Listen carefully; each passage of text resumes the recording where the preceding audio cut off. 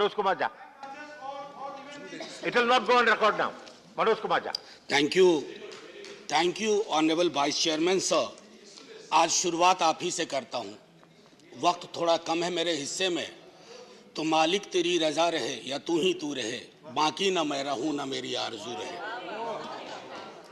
तो वो एक सेंस ऑफ प्रोटेक्शन भी आपसे चाहता हूं। वाइस चेयरमैन सर, मैं आपके माध्यम से ये कहूं, इस देश में जितने विभाग हैं कैबिनेट में, सबसे महत्वपूर्ण विभाग फाइनेंस मिनिस्ट्री है।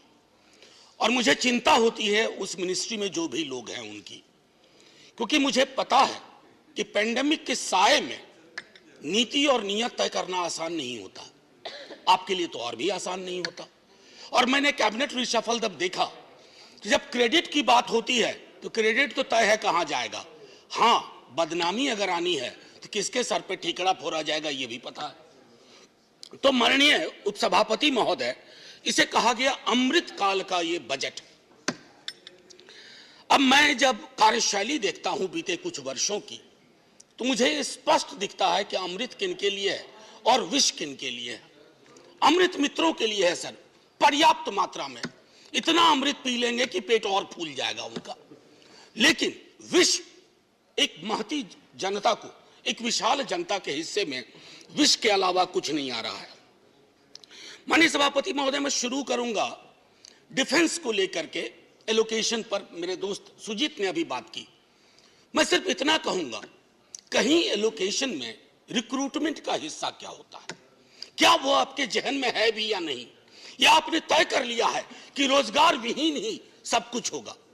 70 वर्षों से एक डिमांड चल रही है, अभी भी गुरुग्राम में लोग बैठे हुए हैं, अहीर रेजिमेंट की डिमांड की।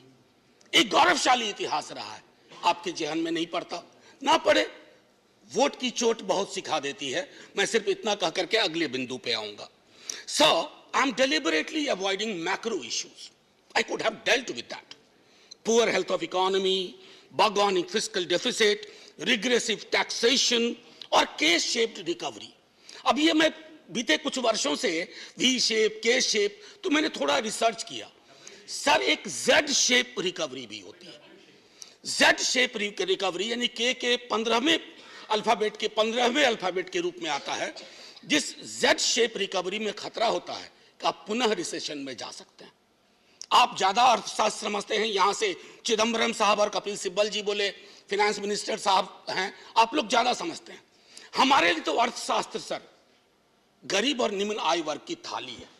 मैं तो उसकी साइज देखता हूं सर। मैं बजट में पोर्ट वाले को क्या मिला, एयरपोर्ट वाले को क्या मिला, उससे मैं चिंतित नहीं हूं। दे दीजिए ना सब कुछ, लेकिन गरीब की थाली महफूज रखिए। गरीब की थाली छोटी होती जा रही है, नौकरियां नहीं मिल रही हैं। अभी रेलवे वाले विजुअल्स आप सबने देखे होंगे माननीय उपसभापति महोदय। मैं खास तौर पे कहूं, एजुकेशन और हेल्थ में जो आपका एलोकेशन है, अलॉटमेंट है, उसमें फिर से एक बार वही रोजगार सृजन की कोई चर्चा नहीं। There is no vision at all. आपने एक आंकड़ा दिया 60 लाख 5 वर्षों में। अरे लेबर फोर्स में एंट्री के लिए तैयार लोगों की आपको फेहरिस्त की जानकारी है? करोड़ों करोड़ दस्तक दे रहे हैं, आपने दरवाजे बंद करके रख दिए। और चूंकि आपने दरवाजे बंद करके रख दिए तो आपको वो विजुअल्स देखने पड़ रहे हैं। माननीय मंत्री महोदय हैं, आपके माध्यम से कहूं सर, फौरी तौर पर एक रोजगार कैलेंडर पर काम करिए। सालाना हर विभाग, हर क्षेत्र, हर निकाय, वहां से निकाल के रखिए कितनी वैकेंसी है और कब भरेंगे, क्योंकि जब आप उन वैकेंसीज को नहीं भरेंगे, सब्र का प्याला बढ़ता जा रहा है। माननीय उपसभापति महोदय, उपसभापति महोदय, सदन में पहले भी मैंने कहा, हमारे प्रधानमंत्री, कई राज्यों के मुख्यमंत्री, वित्त मंत्री बार बार इस्तेमाल करते हैं मुफ्त राशन, मुफ्त वैक्सीन। हाथ जोड़ के विनती करता हूं, हम वेलफेयर स्टेट हैं, मुफ्त कह करके गरीब की गरिमा पर चोट मत करिए। हर नागरिक का स्टेक है, अधिकार है, और उस अधिकार को आप जब कहते हैं मुफ्त में दिया, अरे आप अपनी तस्वीर लगा लीजिए बोरी पे, आप तस्वीर लगा लीजिए बोरी पे, सोच ईमानदार, काम दमदार वगैरह वगैरह लिख दीजिए, लेकिन मुफ्त कह करके गरीब का अपमान मत करिए, क्योंकि गरीब की लानत अगर पड़ेगी तो बहुत मुश्किल होगी। माननीय उपसभापति महोदय, गरीबी का विलोम ब्रायन स्टीवेंसन कह गया, गरीबी का विलोम संपत्ति नहीं होता है, गरीबी का विलोम न्याय होता है। आपको अपने बजट के नजरिए में देखना होगा। मैं तीसरी बार बजट पे बोल रहा हूं सर, तीसरी बार इस सदन में आर्टिकल 39 क्लॉज सी एक बार पढ़िए और मूल्यांकन करिए that the operation of the economic system does not result in the concentration of wealth and means of production to the common detriment. Read the Oxfam report. Sir थोड़ा indulgence, थोड़ा सा sir, मैं बस थोड़ा ज्यादा वक्त नहीं लूंगा, बस वाइंड अप ही कर रहा हूं सर। दूसरी चीज, बस मैं ये कह रहा हूं, तीसरी बार ये दिखा रहा हूं आर्टिकल 39। खैर सर, ग्रोथ बड़ी चर्चा होती है, आप कुछ नंबर बताते हैं, ये डिस्प्यूट करते हैं इधर से। सर हमको उससे भी मतलब नहीं है। आपका ग्रोथ फेसलेस क्यों है? फेसलेस ग्रोथ, जॉबलेस ग्रोथ, और तब तुर्रा इस बात का कि $5 ट्रिलियन इकोनॉमी बनेंगे। सर आत्मनिर्भरता पर तो बहुत चर्चा होती है, मैं बोलना भी नहीं चाहता। मनरेगा को लेकर के एक बात जरूर कहूंगा। कल सुशील मोदी जी सदन में बोल रहे थे कि आंकड़े में गलती की इन्होंने, रिवाइज एस्टीमेट को, बजट एस्टीमेट को, रिवाइज एस्टीमेट को। मैं अग्री करता हूं सर आपसे, मैं उसमें नहीं जाना चाहता हूं, लेकिन जब रिवाइज एस्टीमेट के आंकड़ा आपके पास था और पैंडेमिक ने डिसरप्शन कर दिया था, आपने उस आंकड़े को क्यों नहीं देखा? आपने उस आंकड़े को क्यों खारिज कर दिया? और मैं आपको बताऊं सर, उस आंकड़े से संबंधित मनरेगा में मांगने पर भी काम ना मिलने में बिहार, गुजरात और मध्य प्रदेश सबसे ऊपर है सर। ये शर्म का विषय होना चाहिए, सदन के लिए सामूहिक शर्म का विषय होना चाहिए, पीठ ठोकने की बात नहीं है सर। बस सर मैं 1 मिनट लूंगा, उससे ज्यादा नहीं। और सर हर साल काम ना मिलने का औसत ये बढ़ता जा रहा है, और प्री पैंडेमिक 18-19 से लेकर के अब तक। सर एक अभी हाल में एक किताब पढ़ी सर, बड़ी अच्छी किताब है, आपको दूंगा, मृणाल पांडे जी ने लिखी है, माया न घुमायो। सर उसमें एक व्यक्ति कोरोना के काल में बहुत परेशान होकर के, उनको गांव से निकाल दिया, तो वो पहुंचा एक कुएं के पास।